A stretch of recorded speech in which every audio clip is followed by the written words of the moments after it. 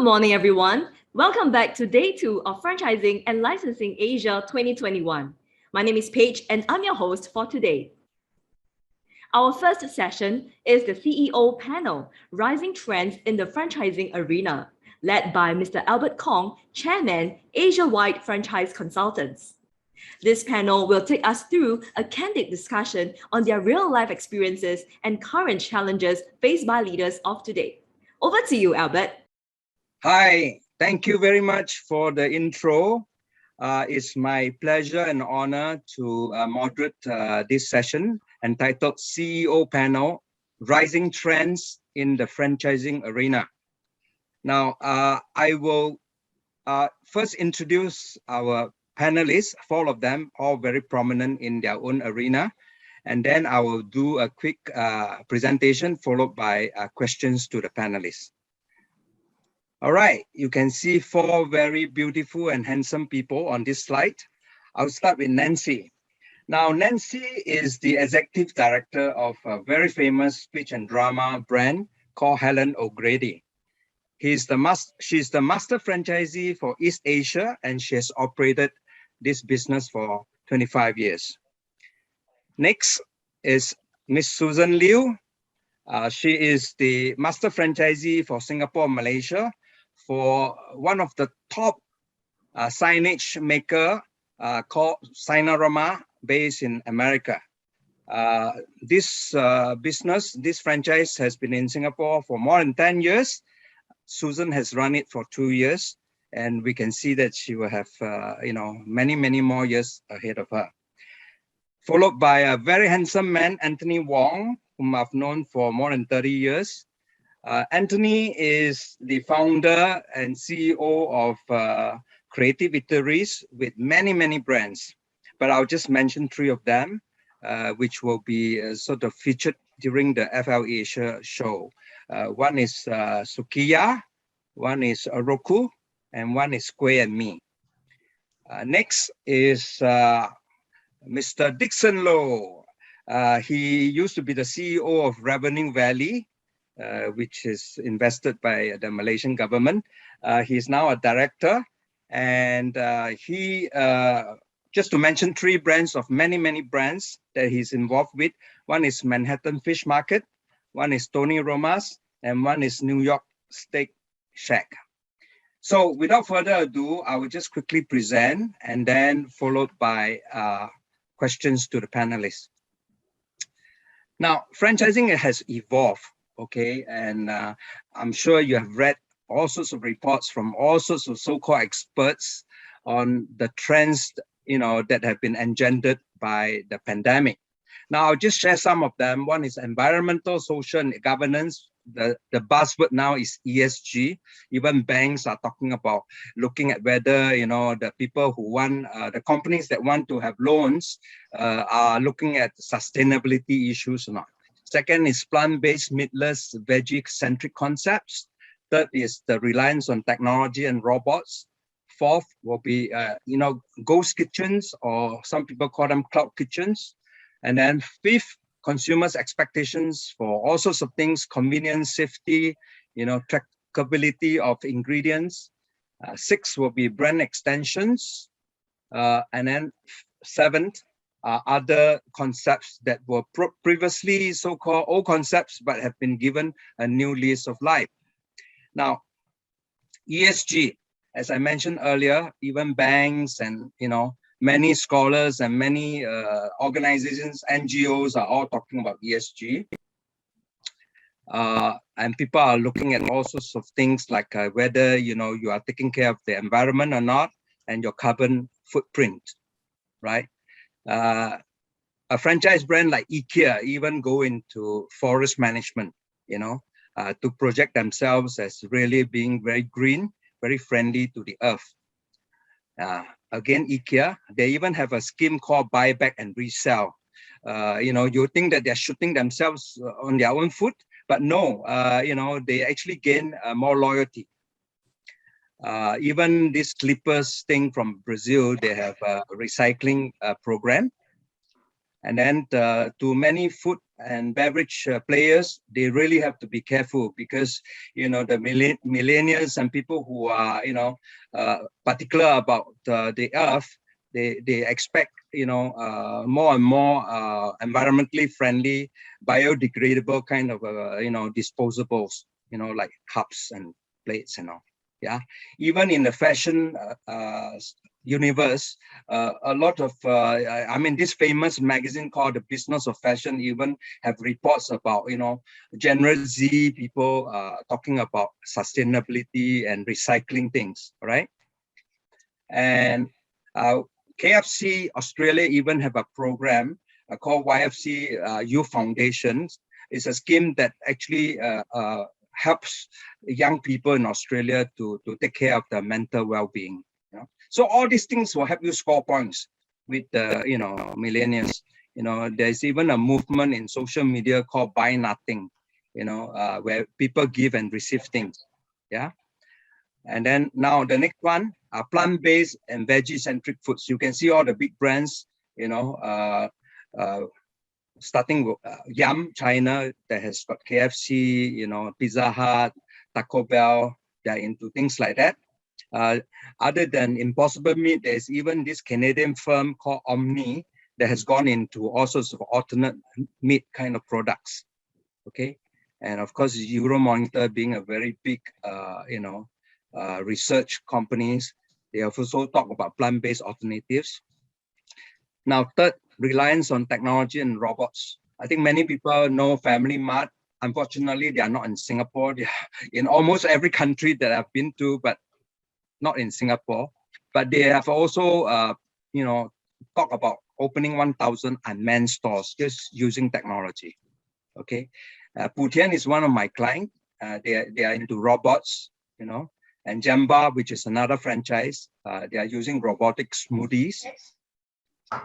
And then I just got this yesterday, you know, robots are hitting the streets in many university towns in America, you know, whereby they have pretty wide aisles, walkways. So they are using, you know, robots to deliver pizzas and burgers.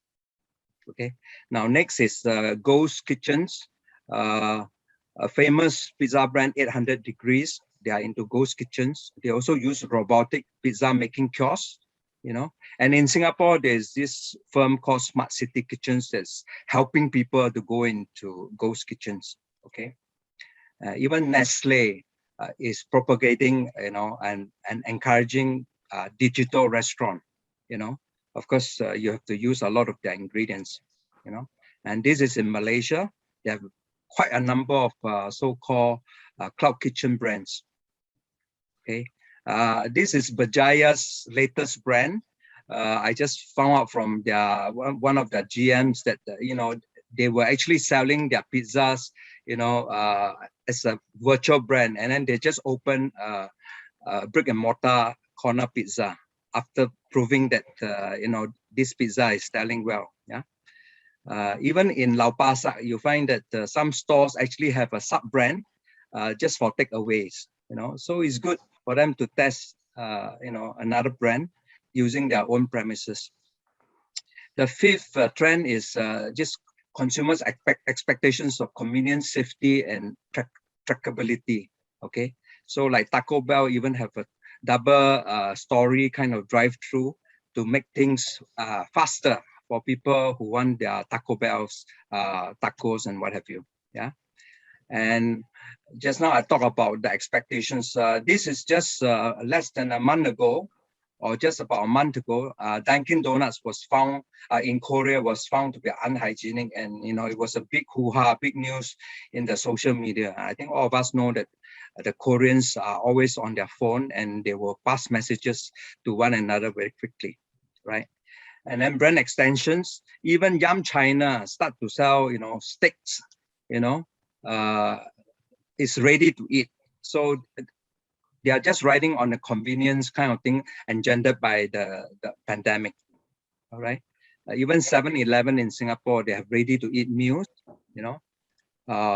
And this very famous bakery in New York called Magnolia Bakery, for them, they realized that a lot of people are working from home or staying at home, you know, And so they come up with very comfortable suits and, we call it loungewear, where they can, just sit in their sitting room and do a Zoom and do all sorts of stuff and still look presentable. So this is some sort of brand extension, which is very clever of them. Yeah. And a lot of people realize, not just in Singapore, but America, Malaysia, a lot of foreign workers, once they've gone back, they are not, they find it very hard to come back to work. So labor is a big problem. So like Old Town, which is a very famous brand in Malaysia, even have smaller express outlets to handle the labor problem, yeah. And even Subway has vending machines to look at, so that it's touchless, so that the interaction with human beings are lesser. And again, it handles the labor problem, right? And finally, new concept, new players. This is just in New York, whereby, these two young men actually take a little truck looking thing and then turn it into a micro retail marketplace. All they have coffee and food and, bagels are from other brands, but they use it. They are like something like a 7-Eleven, but they sell food from different brands, right? And then this is another, this concept restaurant kind of thing that people are trying to revive. Okay, so with that, I stop, and I want to give more time to our panelists to share their insight, their experience, their knowledge. Okay, so I'll start with question 1. Now, how has COVID-19 affected your business? Now, I'll start with Anthony. Anthony, just share your input. Thank you. Thank you very much, Albert. Yeah, as for the business, how it has been impacted by COVID-19, I think first and foremost, the top line, our sales have plummeted, right when we were experiencing circuit breaker, and that is something that I think all of us experienced in April, May, and June. The good thing is that after we finished with a circuit breaker last year, the second half of last year, food and beverage traction was very good. And we were prepared for a rather hopeful 2021. Unfortunately, by the first quarter, Singapore went into this open-closing scenario. So I think top line has definitely been very, very much affected in the food and beverage space. Right, thank you. Dickson, would you like to share your thoughts on this? Sure. I echo what Anthony has said. Sales has actually dropped tremendously over times, and with the on and off COVID situation, there are changes of policy. There's this 1 meter regulation to assure that everybody adhere with the safety protocol procedures. And that actually limited our sitting capacity, and that drastically bring down the amount of sales that we can generate. So if you are going to look at it, that actually affects the amount of product that we are doing in terms of preparations, the amount of sales, the amount of labor. Everything has actually a domino effect that work backwards, and a lot of things has to be rescheduled, reproject, and just to sustain during these very difficult times. And one of the things that I actually noticed is that this COVID has actually changed the way of life that people has go out there in the dining scene, in the retail scene, because the COVID has been long enough, and that created certain habitual changes. And these changes could be for the long term, because habit is hard to change. But when a situation like that happens, normally it's actually a big shift in the market. So there's a lot of things that we are looking forward to see what are the new wave, what does it lead to, so that we could also adjust in order to be one of the better projected ones in the future, so as to be relevant in the market in the future. Right, thank you. Now I'll move to Nancy. Nancy? Right. Thank you, Albert. So like Anthony and Dickson before me, whilst they are in the F&B area where the impact is significant because all of us love food, and unfortunately we can't eat together in a very social setting that we are so used to. So for me, drama falls under the umbrella of National Arts Council. So similar to programs like ours that result in the expulsion of air, like choir performances, there are requirements, therefore, for organizations like ours to minimize the class size, prevent teachers from traveling from class or schools to schools. And the overall impact means that just like the two gentlemen, revenue is significantly affected, not only for us here in Singapore, but also for all the franchisees I have in other countries. Because of the different stages of lockdowns or circuit breakers, you'll find that parents actually get very tired when you try to do online classes. They get fatigued for themselves as well as for the children. And in this way, it means that parents start to develop what we call a habit as well, of not sending children back into classes. So indirectly, I would say that overall, the impact is real, even if we are not in the F&B, in the education area that is linked to drama. Right, thank you. And finally, Susan, you want to share how you have been affected by the COVID-19? Hi, thanks, Albert. I think one of the words that I keep hearing in Sinorama organization around the world and is the word pivot last year. And the word pivot is actually very meaningful to us because for us, we wanted to remain positive. And the message going out there to all the franchisees is that stay nimble, stay positive, and look for opportunities in terms of in crisis. So pivot means changing the way we look at things. So last year, was a year where we came out with things that we never thought we could come up with. Last year was a year of, stickers, bubble stickers on the floor. Last year was a year of plexiglass. Suddenly you see parliaments, people in parliament speaking, and there's this plexiglass in front of them, and you go to the ESO station and you see plexiglass. So, it was a year of pivoting for us. And how do we pivot? And for us, it's a change in franchising because traditionally, when you think about sign, what do? We do banners, we do signboards, we do, stickers, wall stickers, all these kind of things. But last year, the need came up because there was it was a customer request. A customer said, hey, the thing about last year was, stores in Singapore, they were not able to open. We are not seen as essential services. But in the US, the stores there are seen as essential services.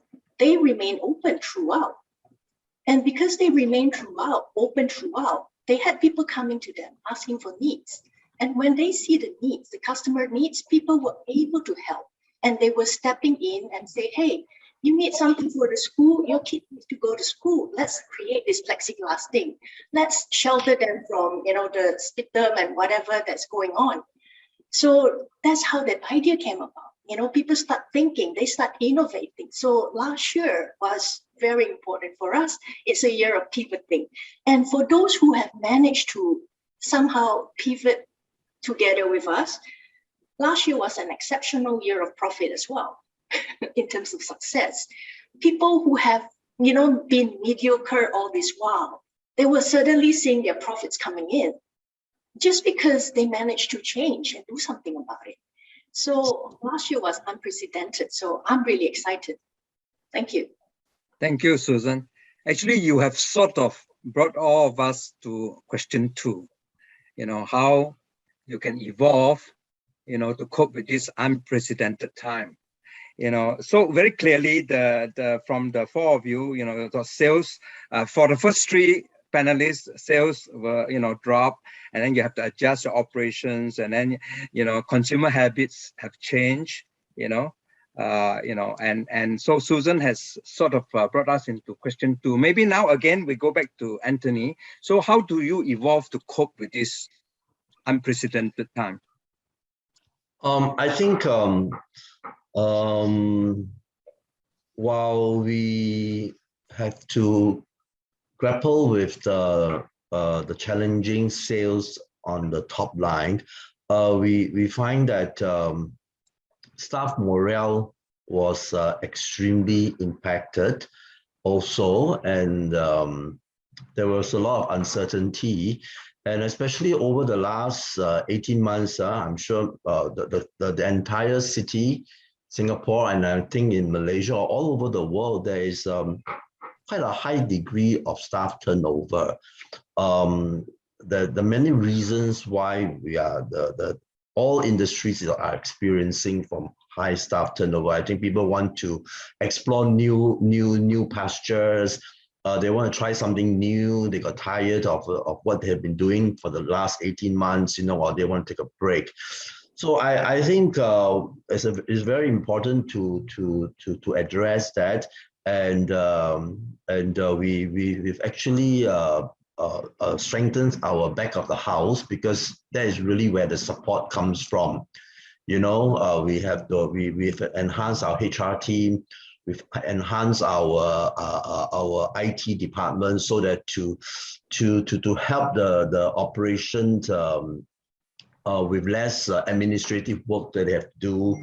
And of course, we also enhanced the marketing team, because this is a very important opportunity for us to constantly keep in contact with the customers.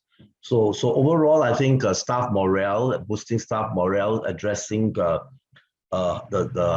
staff turnover are issues that we address as we evolve to cope with the COVID-19. Fantastic, thank you. Thank you. Dickson? Yeah, as usual, well, myself and Anthony are in the same trade, so we have the same issue, same challenge. Probably I took some stuff from Anthony took some stuff from me. Yeah, but that is natural, because everybody is free to go anywhere that they want to. Now, for ourselves, what we have went into, because we understand, of course, in the first reaction on the whole situation, there's a knee-jerk reaction. You would really have to look at the first thing, that is cut costs, cut. But there's only how much that you can cut. All right, and after that, you have re-look at the numbers, reorganize, and say that, hey, there can only this much. But then, by defending is never a solution. So you have to attack. You still have to go out to the market, to reach out to the market and see what the market needs, what the market change, whatever you are, how are you going to utilize your resources as and when that you can. So one of the way, of course, when we talk about things like ghost kitchen, or people call it crowd kitchen, or dark kitchen, or virtual kitchen, anything you can call it. Yes, a lot of people are coming up with plenty of brands. If you look at the whole Singapore situation, it's the same thing. From restaurants, then it slowly goes into the hawker centers. A lot of things went online, and that becomes something, a necessity, because the average people would need to reach out, and in order to give them a safety net, not to go out too much, delivery is one of the I would say choice to get all the population got their meals. So definitely that was one of the way. And of course, being brands itself, we have kitchen during this time that is underutilized. There are staff that are underproductive. So this is where a lot of new brands, new creation, new concept actually came out in terms of also a virtual brand. So therefore, they don't have a physical outlet, but they do have it as a brand when you look up within the online. And they came out in the same kitchen as what we have in other of our brands. So that is one way that we actually cope and see if we could actually pivot, using the word, to reach out, so that during this difficult time, how can we cross it? After we cross, we knew that things will be coming back, it will be better. Therefore, adjusting is needed again, how to focus back into one particular brand to do it good. But during this time, everybody need to adjust, need to change, and you need to do that fast. Thank you. Thank you, Dickson. Nancy? Yes, it's a very interesting question, Albert, because how can leaders evolve, right, to cope with the unprecedented time? And unfortunately, we have so many schools of thought over so many things, but this is one time that there is no one school that will have prepared any leaders in any industry how to cope. But yet we all have to, as to borrow from Susan, the word pivot, and used by Dickson as well, we all have to learn to pivot, because that was so important as all our staff are looking towards, boss, where next? Where do we go? And our franchisees are the same, because they will all now pull in, trying to find what strategies can we adopt now to evolve. So one of the things that was crucial for me, for my team and the franchisee, was to protect the team's mental health. Because when we talk about school being locked down, classes and so forth, it's never happened before. And what happened in this case is children are stuck at home. What can we do to actually keep them engaged and not get into their parents and the dad's hair, and they unable to work from home and all that? So one of the things we did last year, pivoting very quickly during the circuit breaker, was for the team to actually remain creative, to brainstorm. As Susan mentioned about what happened, for the outlets in the US, which remains open, what do they need to do to serve customer needs? And in our case, we started developing what we call thematic curriculum to help what we call all those that are teaching from home to be able to engage students in a very unique way, because now you're not following lesson to lesson, because some parents do not want the children online. For those who are online, they might have missed a couple of lessons. So we developed it thematically, which means they enjoy having fun. And at the same time, as we do this, I need to borrow another word which Albert shared, and that's brand extension. So that was very important, because the gaps that COVID has presented to us becomes what we call opportunities. And it has given us, therefore, opportunity to experience what is drama online. No one has heard of drama online ever before, pre-COVID. But now, by doing drama online, we keep the children safe. We keep the parents safe too, because they don't have to bring their children down by public transport and so forth. But we turn what we call the little theatrical windows, which all of us are in now, into a production mode. And children now learn to communicate in a different space. And through that, we found that wherever people are living, whether you're in different cities, different countries, or without those countries without the same program as ours, without a drama program for children, they can now join us online. And through this means, we are able to protect the mental health of the students, of their families, because now the parents behind watch what their kids are doing in front of the little screen and having lots of fun with props from home. So now franchisees no longer have to depend on what we call location-based, because now they can tap a worldwide market. So this was very, very crucial, because immediately we were able to share our pivoting with UK. And when UK finally locked down, within a week, they were all able to go online because of how we have done it for a few months in April to June, and for them to take it off from July onwards for them. So yeah, brand extensions as well as pivoting, taking gaps into opportunities was what we had to do. Thank you. Susan? That was really insightful, Nancy. Thank you very much. So I think one of the good qualities that, qualities that leaders need to have in this time is the ability to adapt, to stay nimble, be open to ideas, no matter how, ridiculous they are. Because sometimes in every crisis, there are opportunities, and opportunities do abound. We just need to look for them.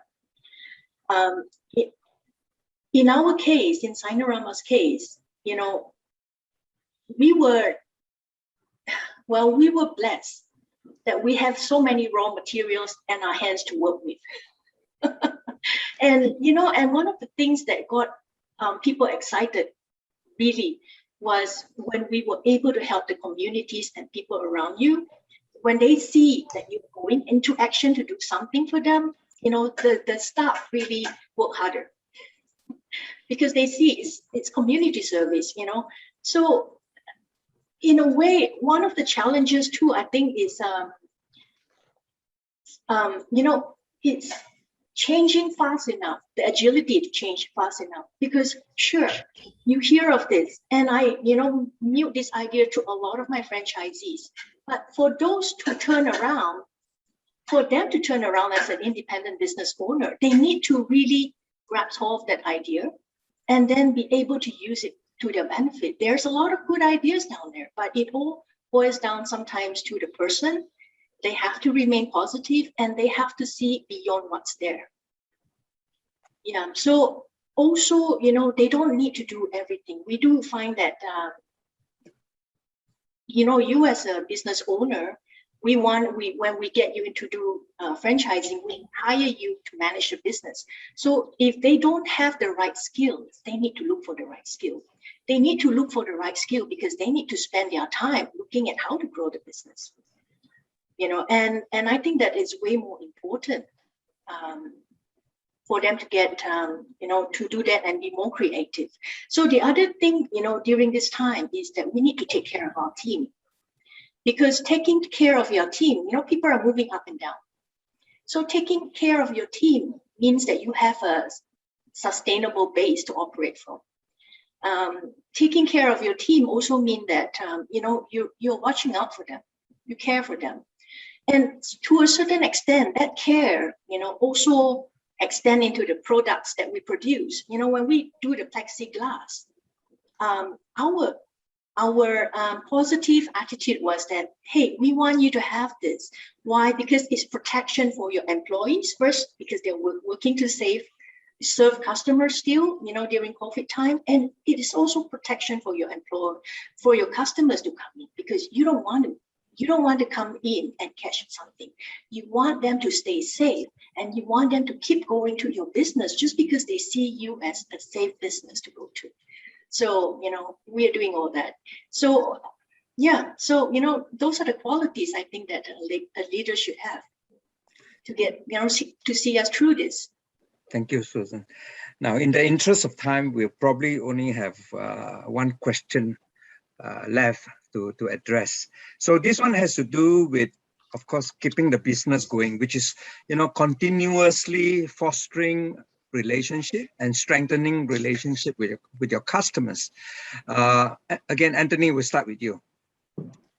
Okay, for us, during the pandemic or the circuit breaker and the various semi-lockdown, I mean, we still need to find ways to engage the customers, although they may not be able to dine in the restaurant. So I think, of course, social media is the thing, I think we've never have used so much social media in the last 18 months and in the last 10 years. So I think I've been looking at my phone all the time, because I receive so much information. So same thing in our business, we have to reach out to the customers through social media. But at the end of the day, the test is always in the pudding. The customers still need to have real products. So what we did was that we have activities where we send products to the customer's home. They consume it, and then they say good things about our product and on social media, and then reach out to a very large audience through various customers engaging activities that allows them to become our brand ambassador.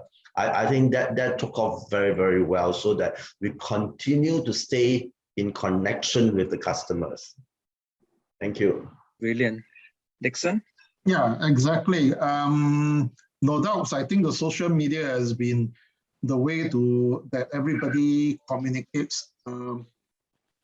Definitely, you have to continue engaging your customers. If not, you'll be forgotten. And one of the most important aspect to do is, of course, connection, communication. This is one of the most important things where you reach out. I think what we are doing today, even having this virtual exhibition, this talk, it is also a way to communicate with the community and to also bring to say what franchise is all about, to share with each other, to help each other, to help support each other, understand, and at the same time, the positive vibes from Susan especially has probably bring a lot of people back to their feet and say, let's try, let's fight.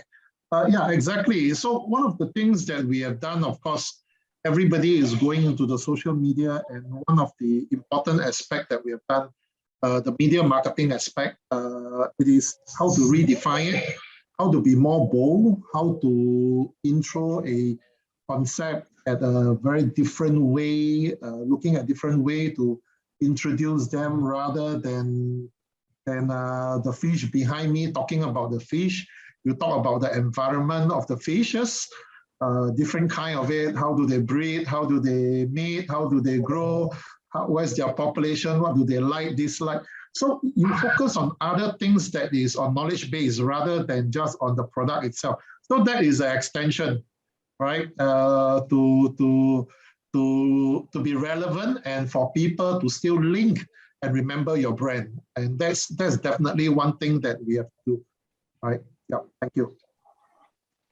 Nancy?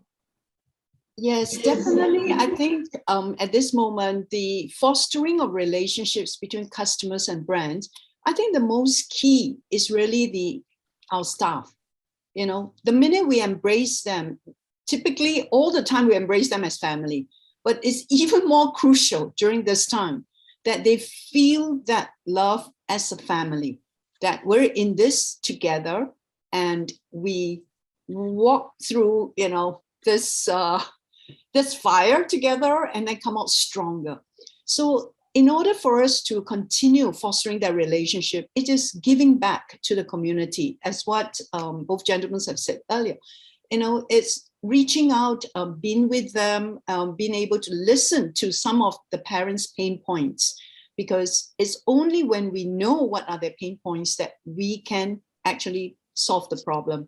And so in our fostering of relationships, one of the main things is keep your family close together, because they are there for you. And when they know that you care, your staff will care for the customers as well. And through that process, the brand will get stronger. So this is one of the ways that I think all the franchisees understand a very important need, which is really their own staff. In the height of the pandemic last year, Sinorama actually spent spend the money on two commercial. And this was aired on the news network, CNN and NCBC, I think. And what it aims to do is that while all the business are shut down and people are staying at home watching TVs, what this commercial aim to do is to actually tell people that look, you are closed, but we are open. So if you have a need, you come to us. It's also a constant reminder that we are here for you and we stand ready to serve. And when you are ready to open your business, we are here for you too. So, that I felt that is really good. And that is something that we use worldwide with all our Sinoramas. And for 2 years in a row now, Sinorama has actually participated in this egg throwing competition on ESPN. And why ESPN?